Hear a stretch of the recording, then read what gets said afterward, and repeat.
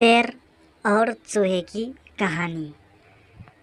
जंगल का राजा शेर खा पीकर आराम से एक पेड़ की छांव में सो रहा था। तभी कहीं से एक नटखट चूहा वहां आ पहुंचा और खेलने लगा। खेलते खेलते वो शेर के ऊपर चढ़ गया। कभी वो शेर के पीठ पर चढ़ता तो कभी सिर पर चढ़ जाता। कभी वो उसके कान पर झूल जाता तो कभी पुच्छर से खेलता। उसे बड़ा मज़ा आ रहा है और उसकी उछल कूद बढ़ी जा रही थी।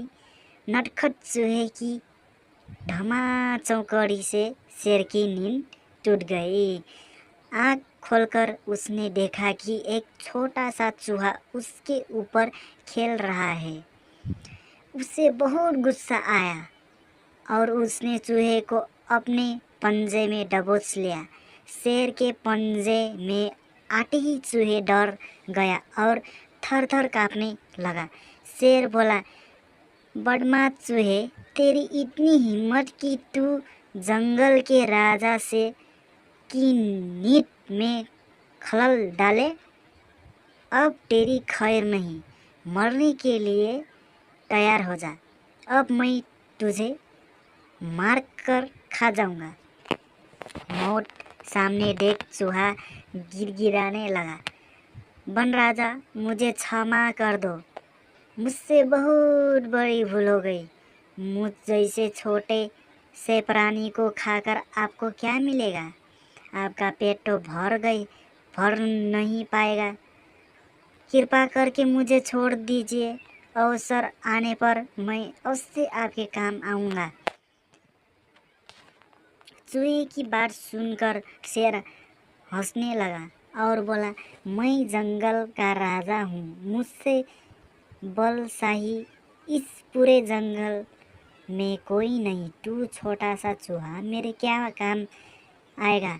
लेकिन फिर भी मैं दया करके तुझे प्राणदान देता हूँ। मेरी नज़रों से दूर हो जा और आइंदा कभी मेरी नींद में खलल मत डालना। चूहा धन्यवाद कहकर वहाँ से चला गया। कुछ दिन बीते। एक दिन शेर जंगल में शिकार के लिए घूम रहा था कि वो शिकारी द्वारा बिछाया जाल में फंस गया। उसने बहुत प्रयत्न किया किंतु जाल से बाहर नहीं आ पाया। वो मदद के लिए डराने लगा। शेर की दहाड़ वहाँ से गुजर रहे एक चूहे के कान में पड़ी।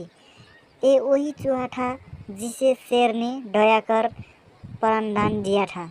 चूहे दहाड़ की दिशा में गया तो शेर को जंगल में फंसा हुआ पाया। उसने फौरन अपने नुकीले दांतों से जाल काट दिया। शेर आज़ाद हो गया।